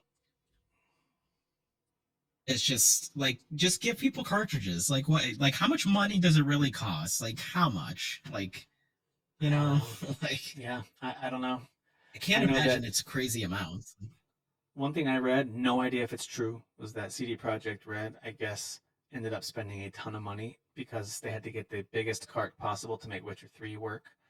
And they ended up not really making much total because of, like, and I don't know if that's true or not. I don't know. It could just be like my uncle works at Nintendo type story. But yeah, I did read something about that, about how there is a cost involved. This is why when some games, it's a big deal for them to make a physical version. That's why going digital is so easy out of the gate for a lot of developers, smaller developers especially. But I guess the criticism is more like, with a game like Star Wars Outlaws, why does Ubisoft need to do that? Like, why can't they put it on a card? So I guess there's a valid question there to be made of the bigger companies. Yeah. But anyway, I digress. I know you're a big fan of having physical versions of stuff too. So I was just curious what you thought. For sure. Yeah, I definitely prefer that. And it's like, and I remember when we started getting digital games, it was like, okay, cool. So like, because they alleviate the price of putting it on a disc, it's cheaper, right? Right. it's right? Like, yeah. And that didn't really turn out to be the case. So, it's just, I don't know. Yeah, I'm with you. But hey, look, Final Fantasy. Dude. This is, I'm assuming this is like day one, no matter what else is out, you're playing this right away again. Oh, of course. Or is it more like you just want to own it and then you'll, because you've replayed it a number of times, haven't you? Or no? No. So, Tactics is like, oh, this is like the one you never finished. For me. Yeah. I've dived into it a couple times and just didn't get super far. You said that last week. Right. So, but I'm excited that there's like voice acting and stuff, so I can kind of just sit there and like chill while I'm playing it, and just let the voice acting take me away. That's right. So that's right, and it doesn't. I mean, I know it's a franchise that's beloved, especially by yourself, but it's a genre that's not your favorite in tactical. Not that you have never enjoyed them; it's just not your top favorite genre to play. So, yeah, I can see why that would be of all of the Final Fantasies. It makes sense that would be the one that you did. Yeah. Finish. Yeah, because when I played 7, 8, and 9, those are obviously just regular RPGs, and I was, I vibed with those. It just there was at least a bit more of a I think it's just more that the battles are quicker, and even if they are long battles in regular RPGs, whereas like in tactical games it can be like long battles. So I think maybe at that time when I was younger, Yeah, agreed. All right, they showed a few other things. We got Persona 3 Reload. That's cool that that's coming out. Same with the Age of Imprisonment, although we didn't get a release date. It still says winter, which I think is strange. But they said we're going to hear more about it soon. So I imagine that'll be in a real Nintendo Direct, maybe later this fall. They'll do one of those. Since it's still a third party that's helping them make this, but it's a first party IP, so maybe they'll talk about that more later. Yeah. Madden, Madden's coming to the Switch too, which is great for football fans. There's this game that was like a shadow drop called Chillin' by the Fire. It's literally like a fire sim game where you have to like build and maintain your fire on the beach, and you can play like multiplayer. And I'll just sit by the fire. I'm like, all right, With the cams. yeah, with your Nintendo webcams up. It's funny because it's such a simple concept, but the visuals are really not great. So I'm like, huh, interesting Yeah. idea to like it's not like it's not like it's one of those things where like, hey, because it's such a small area and one focused activity, it looks amazing. Like, no, it doesn't. It doesn't look great. But that's Yeah, all right. no, this is literally just Nintendo being like, hey, you guys are implementing this webcam thing that most people probably aren't going to care about, so we're going to Yeah, showcase this. yeah, yeah. It's not. I like a good sim game, but I'm not on board with that one. We got Yeah, Apex Legends hitting the Switch too. Not a huge surprise. Oh, this game I'm interested in this because I love the Moss games on PSVR. So this game hella gives me vibes of yeah, that. Although a little more like real world mouse on an adventure as opposed to Moss, where it was more like fantasy right. book adventure. But Hmm. this still looks really really cute. I'm on board with this one. So I like that it's co-op. I think that that's really yeah, cool. yeah, the co-op part's cool, and just the environments look really impressive. Um, Yeah, yeah, yeah, I yeah. think it looks cool. So yeah, hella. I think that's coming to all platforms as well. Can't remember if they had a release date for this. Just next year. We don't know when. It's 2026. Yeah, yeah. Star Wars Outlaws, same thing, where they showed, a trailer. We've kind of seen some of this before, and then I think they did give a date for this one. It's coming out next month, so on about September 4th. We'll get this one on the Switch 2. Chronos: The New Dawn. I didn't expect that to come to the Switch 2, to be honest with you, Dude, but it is. It's a pretty big deal, this right? game looks sick. This Yeah. game looks sick. This is obviously something that if you're into the Dead Space, horror action type Mm, games, then chances are pretty good you've got a PlayStation 5 or a PC. That's going to be the place to play it. That being said, yeah, the idea of it running well, hopefully it does, and looking decent, and being able yeah, to play it traveling and on your Switch, that's awesome if it works well. Um, I hope it does. yeah. So Chronos: The New Dawn, also coming out next month on September 5th for that one, which I think is day and date with other systems, right? Or are those a little earlier? I think it's the same day. I would assume so. Yeah. Yeah. A couple of Like a Dragon, Yakuza games, the Kiwami games, 1 and 2, both hitting in November. So you get to play both of those games in November. I still wouldn't even know. I feel like even though Kyle's explained it like 8 times to us, Dan, I still don't even know where to start if I wanted to experience that series. You know what I mean? Like I know it's been I explained, but I'm mean, like, do I start at I zero? think Right? I think Zero is technically the beginning because it's like it was a prequel that like it came out like later down the timeline, but it's a prequel, That's so the I think it's story. like Yeah, the that's the beginning of the timeline timeline. beginning. Yeah, Yeah. Yeah. yeah, yeah, yeah, And I think Kiwami and Kiwami 2, I think those are basically remakes of the first two games, right? I thought. yeah, yeah, yeah, Yeah. yeah. Okay. Yep, So there you go. There's that. Then we get to a little sizzle reel where we've got stuff like Borderlands yep. 4, the new Shinobi game. I think they actually give us the titles of these as they go through. So let's jump ahead. There we go. They do, Goodnight yeah. Universe comes out in November. Are You a Baby? I don't know what that one was. NBA Bounce. Hey, I like me some NBA Jam, so maybe on this one. Yeah, it's But definitely trying to be like Jam. yeah, this is your Hello jam. Kitty Speaking of which, DLC or something. Wheat Flower I Wonderland is laugh. that. She was excited. Yeah, yeah, good. She's Remains in excited. Saga She's 2. excited. I never got into those games. Those were always a little too weird for me. Shinobi looks cool. I mean, it's got a lot to live up to now with Ragebound really delivering, but this one looks Yeah. awesome. Borderlands 4, excited for that. Probably on PC though for me. And then they get into the last two games that I wanted to talk about. All right. So the first Is one, the real meat and potatoes. let's get to the meat and potatoes. Enough of these veggies. Ugh. Let's get to the real business. So the first one is a brand new game and the similar art style that we've seen before from Octopath and from some of the other 2D HD or whatever they call them, games that we HD see, 2D. HD 2D. But the difference is this is a action RPG, like an action adventure. And there's a demo out for it, by the way, even though it doesn't come out till 2026. There's a demo out for it, and I actually downloaded it and played it some today. Have you tried it at all? No, I actually forgot to even download it, so I haven't done it yet. But I'll definitely download it. Yeah. So I gave it a try. It was really funny. First of all, I really like it. Like I'm on board with this game, and I want to give it a try when it comes out. Like I feel like it's one I'm going to buy. It's really fun. I love the art style. The movement and combat feels pretty good, and I'm just like, all right, I'm in. But it's just funny because the concept of, oh, you're a wandering adventurer who's helping a king and princess solve something. You have a little fairy companion. You have bombs and arrows and swing your sword with wide. And I was like, I wonder what they're emulating with this game. I can't imagine. No idea, Tim. Not a clue. No idea. But the combat feels pretty good. Your little fairy friend can help you. I haven't tried co-op, but it can be co-op where the other person helps with the fairy attacking. You can give it commands like stop, follow, attack, explore, whatever. And you can also control it directly with the right stick if you want to.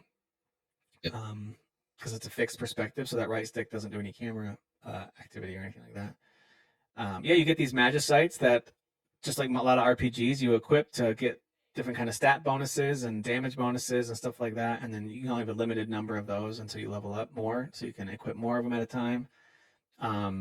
All kinds of really cool upgrades with weapons and gear too, which they kind of show you in the demo early. I'm really intrigued by it, man. Like so far, I'm really enjoying it. You can break all the pots in the game and cut all the grass, which is great. Everyone likes that. I'd be furious if you couldn't. Same here. You couldn't pet the cat, but the little fairy did go, "Oh, kitty!" So it's it's like halfway there. Okay. Hey, you know what? Maybe in the surveys, like they asked, we tell them, "Let us pet the cats." And let us pet the cats. If we can't pet the cats, I send it back. So. Adventures of Elliot, the Millennium Tales. A bit of a mouthful for a title, but I really like it a lot. The demo is great, so I highly recommend people give it a look, especially if you like Link to the Past or Echoes of Wisdom more recently from the Zelda series. Like it's very much in those veins if you like those kind of games. So yeah. I've heard people bring up the East games. I've not played any of them, so maybe they're referring specifically to older ones, but yeah, apparently. I thought those were tactics. Similar vibes to the those action RPGs? I don't know. I thought those were tactics. Yeah, they're action RPGs. Well, there you go. So yeah, I thought it was a really cool demo and a fun little like brand new IP announcement. I'm pretty sure it's also hitting every platform. I don't think Square is trying to do too many more platform exclusives if they can help it in the future. But yeah, for sure. But I like to me this kind of art style looks great for the Switch. You know what I mean? It looks like it's one that you could pick and choose which platform you want to play it on. It technically started on the Switch, right? Because Octopath Traveler 1 was exclusive to the Switch, and that's where it all started. So that's right. Yeah, that's right. Well, Dan, but I like that they're exploring other genres. Me too. I like that there's action. Post-play survey coming out a later date. That's cool. So we will be able to give feedback like, I want to pet the animals. You monsters, let me pet the animals. I'm going to let them know with my furious email. So after they showed this, then we saw something else from Square coming up. And I got to tell you, part of me thought, okay, Final Fantasy 16 is coming to Switch 2 or something. But as soon as we see this visual, immediately I was like, Octopath. Octopath 3. Here we go. Octopath Traveler 3. Well, I was right and I was wrong, right? I was right about the IP. I was wrong about the number. We're going backwards, people. We're going backwards. Dan, tell me what you think about this as we're seeing this trailer show. Like, what jumped out to you? What were your thoughts on this? Everything jumped out, Tim. My privates jumped out of its pants and just things started happening. That's what jumped out. No, I'm so unbelievably happy that this isn't just like dead, that we are getting another Octopath. I hope we continue to get Octopath games because I think this series is awesome. We just saw real quick there, town building, which, dude, like I saw that in my mouth. My mouth dropped. I was like, what? I just can't believe we can do town building in an HD 2D RPG. That's fantastic. Yeah. Well, did you notice As this here on a the right too, character Dan? What this creator, says with opening trade oh, I didn't routes? actually. Oh yeah, yeah, because he mentions that in the guy that's monologuing over the trailer. Mm-hmm. Progress through the yeah, but it's so. My guess is that this seems like it, or I'm pretty sure it's confirmed. It has been confirmed since that it's a prequel to the first one, but Okay. you create a character. So in the Oh, beginning, this it showed character like looks you familiar, creating the right? character, you name the character. Yeah, a little bit. Yeah. That's what I'm not sure what the deal is with that. What's the deal with all these characters? Yeah. Um, but I'm guessing that out of one of the eight party members, because it's Octopath, there's eight party members. You create the main one, that's your guy, uh, or girl, and then everybody else are, like set characters that Square has made for the story or whatever. So, Yeah. um, Yeah. that's my guess. So, And maybe you're like the because amnesia character who no one knows their background really, and then there's like Fire Emblem style where they connect sure, it later in the yeah, could be. Could be. I do wonder if your character is still voiced though, or if they're silent protagonist. I hope they're not silent protagonists. I hope that they are at least like they do have dialogue, because that's such a strong suit of these two games, and especially the second one. Like I love the second one so much because the characters are just so excellent, Yeah. and Better just than the the first game for stories sure. that they have are excellent. Yeah. Mhm. So I don't know, man. I'm so I happy. I'm just so I happy that we're getting more yeah. Octopath. So Yeah.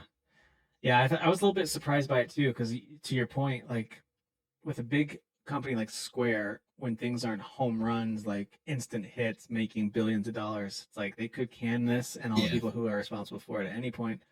So I'm with you. I'm excited to see that not only is it continuing, but it looks like they really poured a lot of work into this. Like they're really giving us something exciting, with yeah, this franchise. So, yeah, for so sure. I think there's a lot to be excited about And it's this year, for this Tim. one. It's Yeah, dude, this look at this. year. This reminds me a lot of Woo! in 2017 to kind of close out the first year of the Switch One. We got Xenoblade Chronicles 2, like this random huge RPG to kind of wrap up the year. I Oh, was like, where did sure. this game come from? It was a December release, Yeah. also, I think. So now this isn't just for Switch, of course. This, like as we mentioned before, this is multi-platform, but um, Right. it still says something that they announced it at a Nintendo Direct, that Nintendo will kind of be first out the gate with saying it's coming to Switch and Switch 2, but it'll be on everything. So whatever your platform of choice is, you can give this one a look. And by the way, the other two games, they do go on periodic sale. The first one more than the second one, but they do both go on sale, sometimes down to like 20, $30. And they're totally worth that. I mean, they are huge RPGs with tons to do. So if you like old school RPGs, give those games a look too. So they're really, really good. Yeah. If for whatever reason you out there listening, if you love RPGs, if you love the genre of RPGs and you haven't played Octopath, and especially two, again, I keep like emphasizing two as if I'm shitting on one. I'm not shitting on one. It's just I never finished it because I did get a little bored with it. I just felt like the characters and the story weren't grabbing me Yeah. as much as two. Two is like now one of my favorite RPGs of all time. So Wow. please play these games. They are excellent. They are excellent, excellent, excellent RPGs. Agreed, agreed, agreed. I never finished the second one, but I did finish a couple of storylines of the first one. I still, for the most part, say I Mhm. finished it just because I put like 60 hours into it, and but I didn't totally finish it. I didn't finish all the storylines. But Right. You that's a gotta lot. finish That's all a lot eight, to Tim. finish. Some of this, It's some of those eight boss fights characters. get infuriating. It's like I can't do this. So sometimes you have to go back and really Yeah. grind and figure it out. But Yeah. Yep. Yep. Yep. that's the nature of old school JRPGs, dude. That's just the way it goes. Very true. All right, up next we've got and we'll just go through this one much more quickly. I just thought it was worth shouting out at least a couple of the games from in here. THQ Nordic did um, a showcase, and so I wanted to highlight a couple of these games, and I could talk about them, but it's better to show them. So if you're watching, you can just like you did for the Nintendo Direct, kind of see some of the stuff we're talking about here. Um, Yeah, because I didn't even so watch this one. yeah, so it kind of first of all, it was a good reminder to me that THQ Nordic actually has a whole lot of interesting IP at their disposal. The first thing they revealed is a SpongeBob SquarePants 3D platformer called Titans of the Tide. Okay. So it actually does look. Oh, and they have David Hasselhoff singing it, which was Okay. hilarious. What is happening? What is going on? Yeah, yeah. All right. But they're taking some pages out of the Astrobot, Mario type, Crash Bandicoot playbooks to try to make something, fun for this beloved IP. And listen, I didn't watch enough SpongeBob to know, is David Hasselhoff like part of the SpongeBob universe? Does he come in and sing or something in that I show? think in the movies, Okay. like one of the movies at least. I don't know. I don't know, man. Sorry folks, I did not grow up watching SpongeBob. I was a little bit too old for it by the time it really got popular. So I kind of missed the boat on it. But I'm familiar with, generally speaking, the characters. Just not why David Hasselhoff would be in a toga singing. But anyway, Sure. so that is coming out. I thought that looked kind of fun. That is coming out in November 18th for that one. There's this other game coming out called Recreation, which I thought had a really cool concept to it. Yeah. But all you see really is what looks like little bits of gameplay. Let me see if I can find the right spot. Little bits of gameplay mixed with cinematic. So hard to say if it'll actually look this good, but some of the crashes, like some of that looks like gameplay. It looks really fun and fast. Yeah. I was gonna say kind of definitely Burnout vibes. Yeah, for sure. But it's called Recreation, of course, the W. Super clever. And then the developers of Road 96, that indie game, they're making this game called The Tides of Tomorrow. And it's a first person game. At first, I thought of High on Life or something with how colorful it is in first person, but I don't think it's trying to be that humorous necessarily. Not that it's ultra serious, but it is basically about how, it's about the earth basically falling apart, and decisions you make can determine, how healthy it is or whether it survives. So there's an element of kind of environmental storytelling here too, I think, with the planet. Mm. So yeah, I don't know all that they talked about it a bit in this showcase. If you're interested in this, go take a look. It does look like there's elements of action, but also adventure and story and decision making and stuff like that. So, and some multiplayer. This was announced earlier, a few months back at one of the presentations. I don't remember. Oh, okay. Yeah, it looked familiar, but sometimes it all kind of merges together in the old noggin. So it's coming February 24th for that one. Speaking of wrecking cars, a sequel to the very popular Wreckfest is coming out as well. So you got Recreation, and then now you got Wreckfest 2 coming out. I know people like the first one a lot, so yeah. It's a reckoning, awesome. Tim. It's a reckoning, dude. That's got to be the name of the next one. It's got to be. So yeah, I know people really enjoyed Wreckfest. So that sequel's coming out. And then I never played the Sacred games, but Sacred 2 is getting a remaster. Did you ever play these? I swear I remember when I worked at GameStop checking out one of these just because I could. I was like, well, I work at GameStop and I can check out games for free. So let me try one of these. And I didn't love it. So okay. Yeah, it kind of looks like really old school MMO. Honestly, it's kind of the vibe I get from it. But the remaster, sure, I guess, is giving it better looking visuals and all that. They didn't have a release date listed for that one. This game, I think, looks fascinating. It's called The Eternal Life of Goldman. And there's this, you got to go watch the trailer. There's this monologue. There's a conversation between a son and a mom, and the mom's doing most of the talking.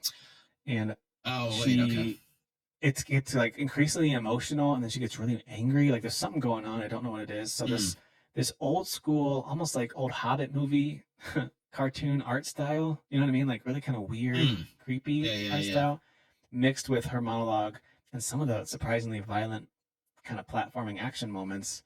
Tell me this is going to be a super unique experience. Yeah. At first I thought this would be like that they had just an adventure, point and click adventure, but it's not. It looks like a full on platforming action game. Yeah, I swear that this had been announced already, but I could be maybe mistaken. Oh, geez. Okay. I wasn't expecting that. Right.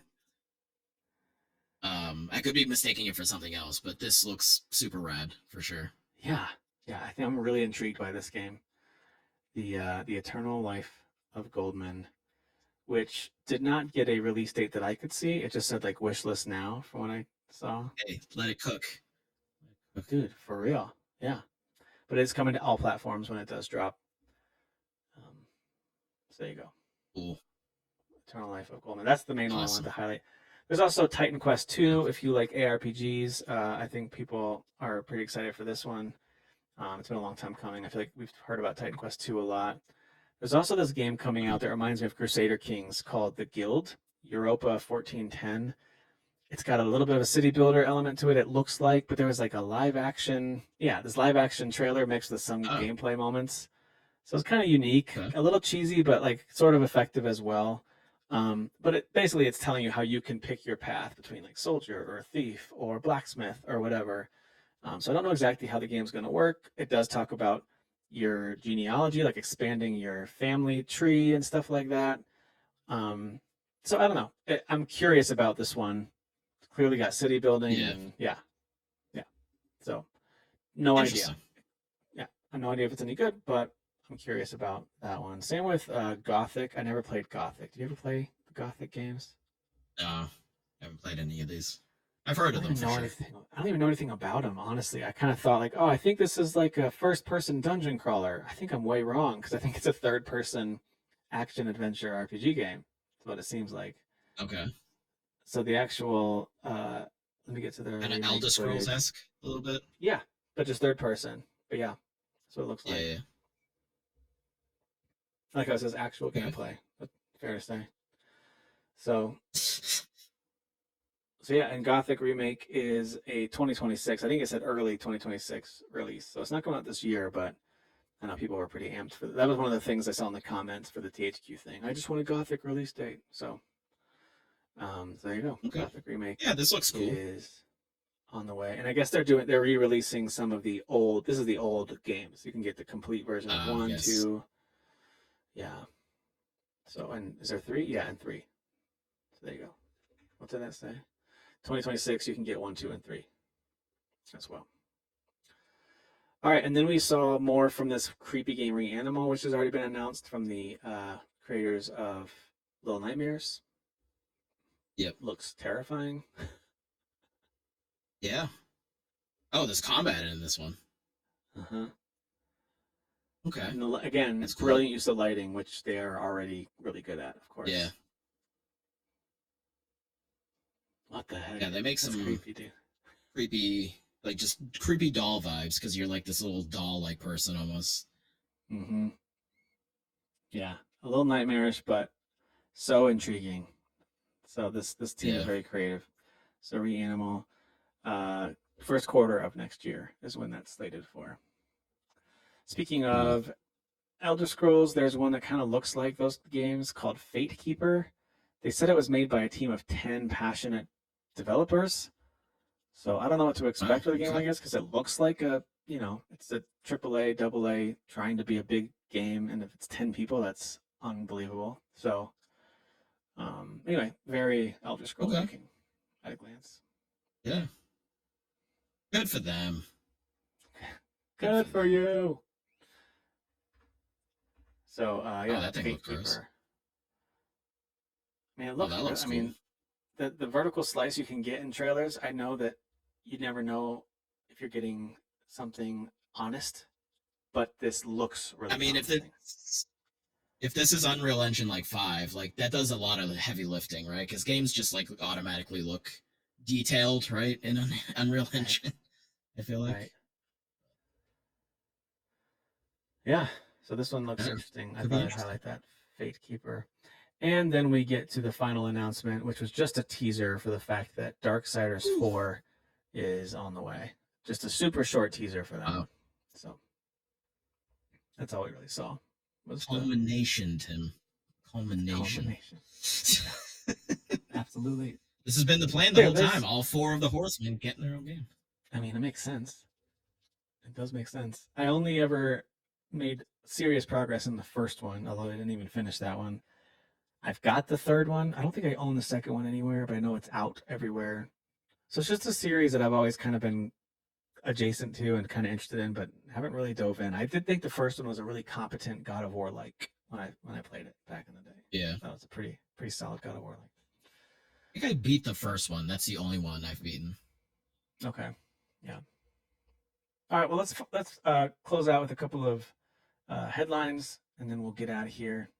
Um, so Warner Brothers, Dan, has decided that because of the amazing success of Suicide Squad, they're going to go ahead and hire more people for another live service game.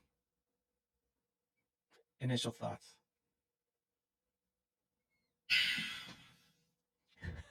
He's leaving. Guys, he's out. Actually, you know what? I need to stay so they can hear some semblance of intelligence and common sense. All right? Somebody has to speak up, Tim. Somebody has to. Like, for the love of God, somebody speak up.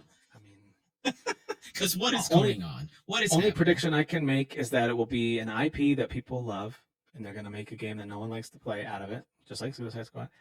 But the other prediction is that there's going to be layoffs. Like, these kind of things lead to more. So it's like, none of us should be surprised when it's like WB has announced another round of layoffs. Like, yeah, it's going to happen. They all desperately want that Fortnite money. They just want something that's like, everyone's like, oh man, this is so cool. And then they just, freaking fly, and they're just making all the money. There's no actual creativity behind it or like, passion. It's just, how can we make as much money and do as little as possible? Like, I know. Yeah, I'm not. Listen, I'm tired. If a live service game works and there's an audience for it and people want it, that's fine. I feel like the market tells most companies we don't want this thing, but there's just this crazy beating your head against the wall pattern from a lot of them. It's just mind-boggling to me. But anyway, that's happening. So we'll see what happens there. I just want Warner Brothers to focus in on, like, make me another Shadow of War game. Focus on the Hogwarts Legacy sequel. Like, those are the things I want. Allow Rocksteady to make a real Batman Arkham game again. Like, those are the things that I want. I don't want. Dude, Batman Beyond is right there. Just do Batman Beyond. What are you doing? Batman just Beyond make that by Rocksteady. Oh my gosh, that'd be so fun. Yeah, that'd be really fun. Like, it's right there. It's right there. I know. Well, we'll see what happens with that one. I can't wait for the announcement of whatever that game is. We know that Atari still exists. Did you know that? I don't know if I knew that. I feel like we've talked about it, but I had kind of forgotten that Atari is still a thing. So Atari's still around. It's hard to remember nowadays, I know. But Atari not only is around, but they're acquiring other teams. So they just acquired a majority share, like 80+% share in Thunderful, which is a publisher that has published SteamWorld series, Lost in Random, Rainbreaker, Viewfinder. They've done Lego Brick Tales, Curse to Golf. So Thunderful has I think they did some layoffs, and we're even talking about doing more layoffs with some restructuring due to some overinvestments by them over the last few years, which I think is probably a more honest reason than we hear from a lot of companies. Overinvestment. You know what I mean? Like, not poor planning, poor management, overinvestment. I mean, sure, that's fine. Thank you for admitting that. But stop doing it. Stop doing Just be smarter. Like, agreed. Be better at your job. Oh, God. So Atari's acquiring Thunderful for about $5 million. So, with a good number of IP to go along with it. There's some good IPs there, yeah. Speaking of P, Lies of P will be coming to PlayStation Plus this month. So if you're listening to this on Tuesday or later, you can go check out Lies of P if you are a PS Plus subscriber. Excellent Souls-like. If you are interested at all in FromSoft type games and you just want more, and you've beaten the Dark Souls and Bloodborns and Elden Rings or whatever, and you're looking for something that is about as close to FromSoft quality as you're going to get without being made by them, Lies of P is one of those few games. It's really great with amazing visuals, very challenging. So if you're looking for something and you're like, that's the kind of game you want to play, that could fill a ton of your time. And there's great DLC that just launched for it this summer too. So you can check that out as well. So this was pretty funny. This is actually worth bringing up on the screen. It's hysterical. Dan, do you remember when Light of Motiram was announced? Do you remember this? I do. Sony was really excited about it too. Because they put it on their front page or whatever. Right? That was announced last year. Hang on, let me pull up the... Some people did some comparisons that were hilarious, but I'm just going to pull up the Light of Motiram trailer. We'll just look at that. So I remember this being revealed, and I think we even joked about it in our chat. Like, this looks familiar, you know? Oh, yeah, incredibly familiar for sure. So Incredibly familiar. as the story goes, Tencent actually approached Sony and wanted to team up with them and collaborate on a new Horizon game, and Sony said no. And Sony's claim in court is that Tencent went ahead and made an absolute, as they call it, slavish clone of Horizon. And if you're watching this trailer, or if you go and look up Light of Motiram trailer, you'll see what they mean. At first, it seems like it Sure. could just be inspired by, but maybe not it. When you start seeing the female character and the dinos, and even like the poster of the, like the game title poster, Oh it's yeah, of course. like, what are you guys doing? They're not even trying to hide it. You know what I mean? Here, let me jump ahead a little bit in this trailer here, so you can start seeing But even the like, tribal get the, up with the tech mixed, all of that. but here's the thing, Tim. Yeah. And I was making the joke, but like Sony had like a like whatever their front page thing is when they have a story, they're like, oh, let's like promote this thing. They literally did that. They were like, look at this game, like it's so cool. They did. It's They like, promoted Light of but you Motiram. guys are mad about? Yes. Oh my Like, god. so it's kind of confusing because like, why did they do that instead of just out the gate being like, wait a minute, hold on, like, It just goes to tell you there's probably a I don't know. disconnect between marketing dollars and those who are actually creating the Sure. content. I'm guessing there was some kind of Yeah. deal with Tencent, like you pay this amount, you can feature whatever game you want, and then they probably did that. And it probably was disconnected from They whether or sure not did. they think this is a ripoff of their content. But I'm scrubbing through here. Yeah. There you go. Now you can start seeing some of the beasts, some of the monsters. I mean, it is blatant. Like really, I mean, that's a really blatant. scorpion. That's pretty sick. I mean, she even scans things the same way. But there's some differences, right? You can like the idea of you building a village and upgrading your village. Like it's not like they Right. don't. Right. I'm not suggesting they didn't add anything new. I'm not doing anything differently. But the setting, characters design is Pal World and Pokemon levels of hilarious ripoff. You know what I mean? Like hilarious. Sure, for sure.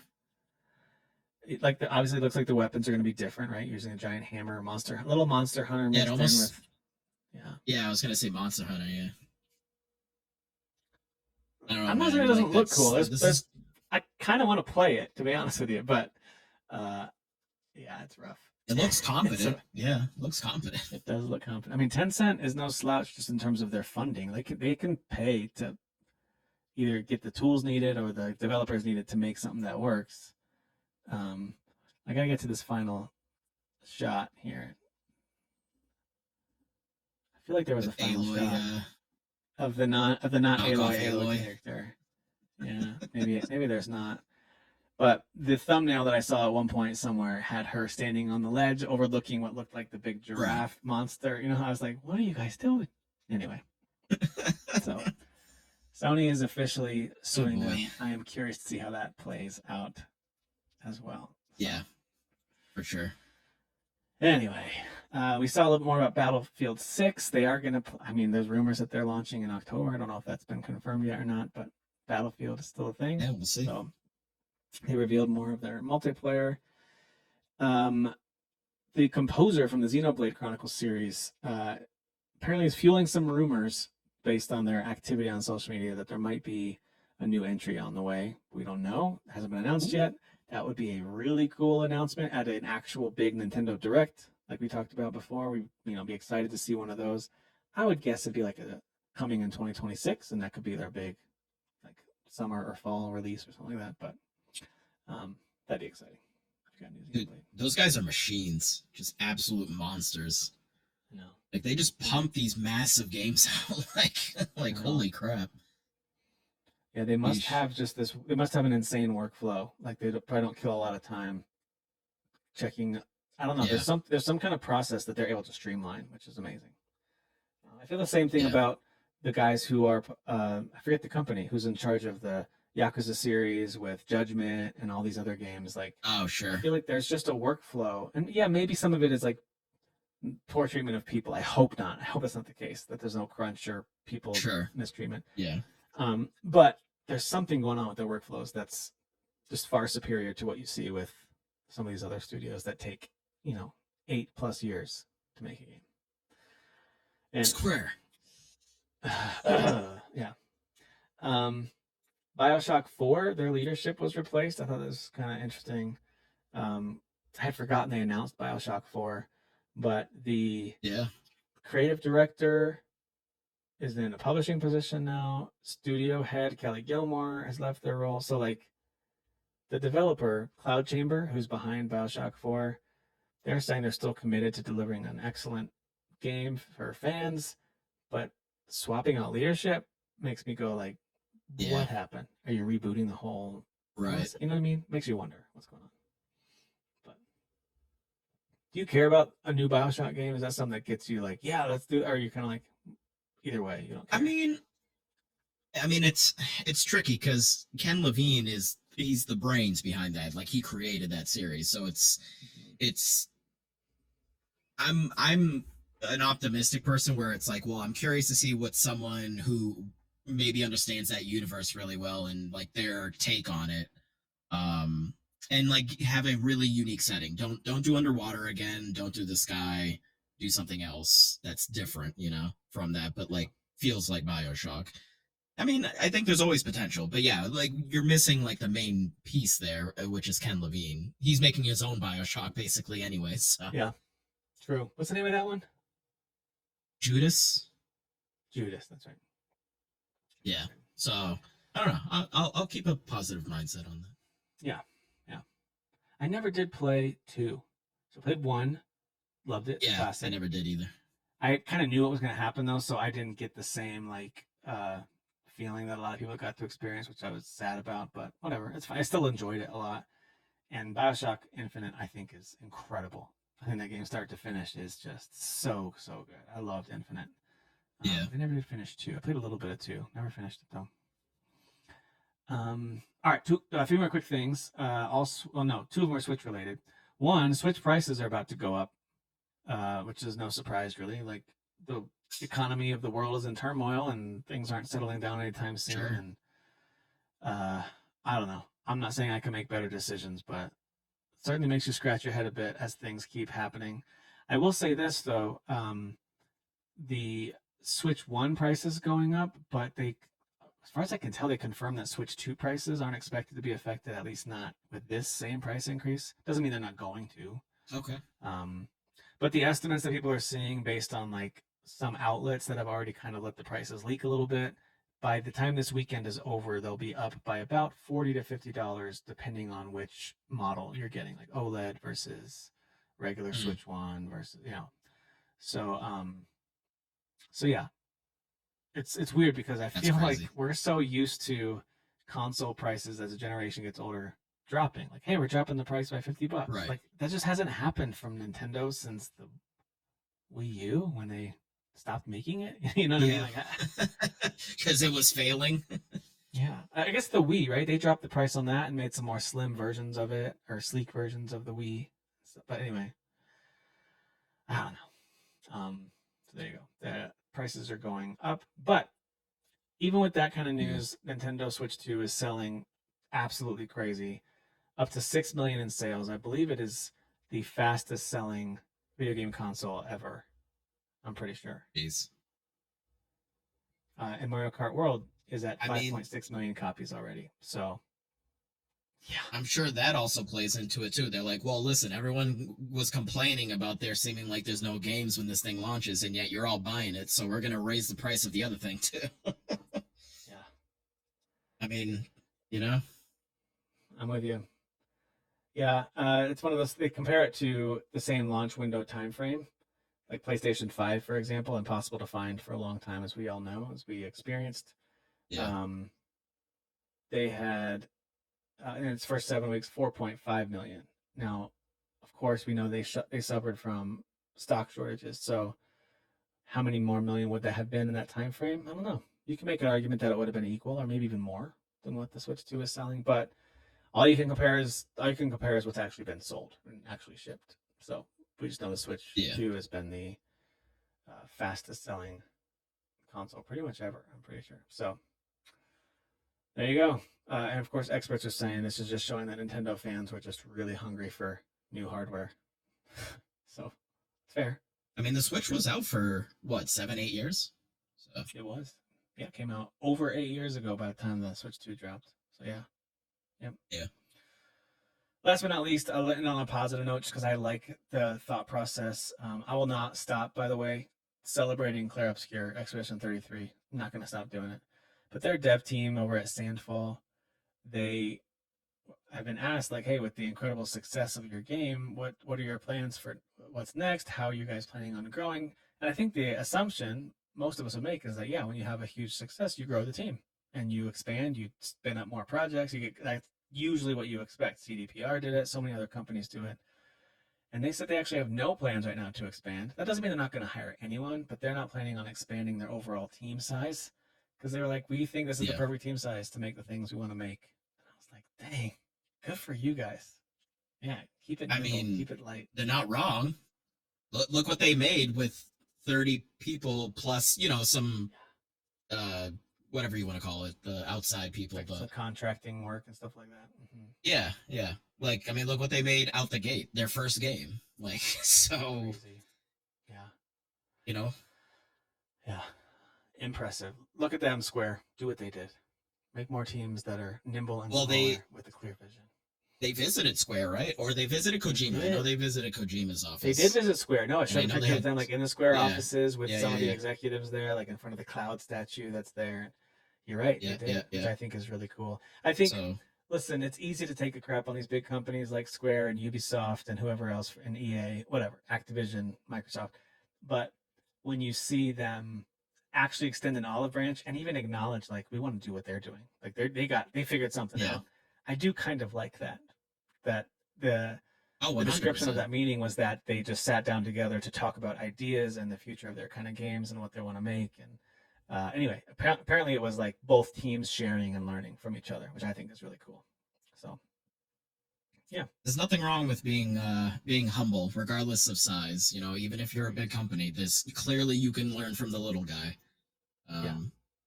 So, don't be all high and mighty. Just try to make the best thing you can. And if you learn some stuff from a little guy, then that's fine. That's right. And if a little guy happens to make one of the greatest games of a generation, then don't expect that you can do the same thing. It's hard to catch lightning in the bottle twice. So yeah. The mountain that Sandfall team now has to climb is, what are you doing next?